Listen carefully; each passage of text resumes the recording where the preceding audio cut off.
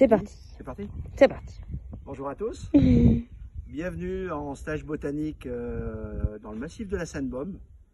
Je me présente, Patrice, le cuisinier du stage botanique qui a animé cette semaine avec Alain de l'AEMN le stage botanique comestible et médicinal.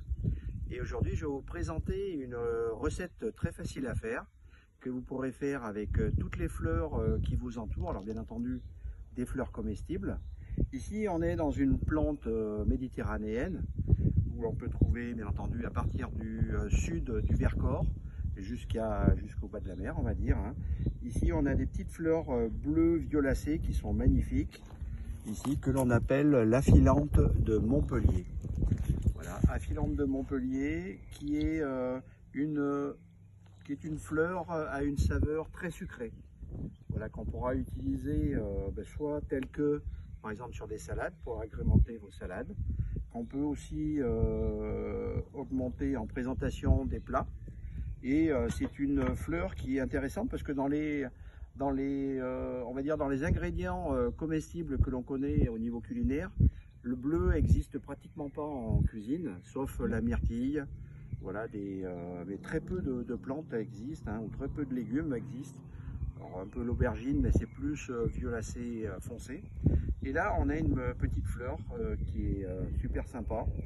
Et donc, on aura besoin, on va faire ce que l'on appelle une cristallisation de fleurs.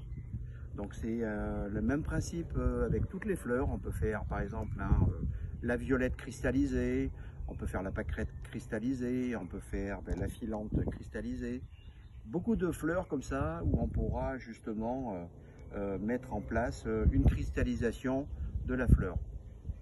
En ingrédients, on a besoin de blanc d'œuf. Voilà, des blancs d'œuf que j'ai dissous avec un peu d'eau pour éviter que ce soit trop épais. Vous voyez, il est un peu fluide, il n'est pas épais. Voilà, donc ce qui va permettre de pouvoir, alors en termes culinaires, on dit lustrer. Lustrer, c'est avec un pinceau, on va donner de la brillance à quelque chose. Et là, on va lustrer nos fleurs avec le blanc d'œuf. Une fois que nos blancs d'œuf auront été mis sur notre fleur, et bien ensuite, on le mettra ici. Alors, on va prendre bien sûr la fleur comme ceci, on va prendre le calice, d'accord, qui est en dessous de la fleur, pour le tenir.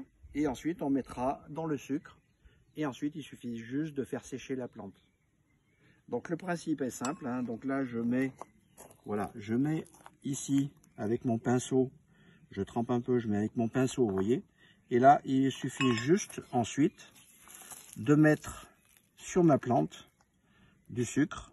Et là, ma cristallisation ensuite va se faire tout simplement en séchant ensuite ma fleur. Donc là, ici, voilà. Alors c'est un petit peu délicat, ça dépend des fleurs, mais très facile à faire. Et après, avec une présentation bien sympathique, par exemple dans un dessert. Voilà, donc ici, il suffit juste de passer au pinceau les blancs d'œufs. Et ensuite, je mets le sucre par-dessus, voilà. Et tout simplement, vous voyez, ça fait une cristallisation qui va sécher, qui va devenir translucide à un moment donné. Voilà, que vous pourrez agrémenter, par exemple, des bananes flambées, voilà, tout un tas de pâtisseries. En tous les cas, je vous souhaite une très belle journée. Nous, ici, on a un soleil magnifique. Oui. On a eu une semaine merveilleuse avec des stagiaires très sympathiques. Et on a fait des échanges et bien entendu, des cueillettes. Et on a observé à peu près, je crois, c'est 300 plantes à peu près. Donc, il y a quand même pas mal de choses à voir ici, dans le massif de la Seine-Baume. Très belle journée à tous. À bientôt. Patrice, c'est le meilleur.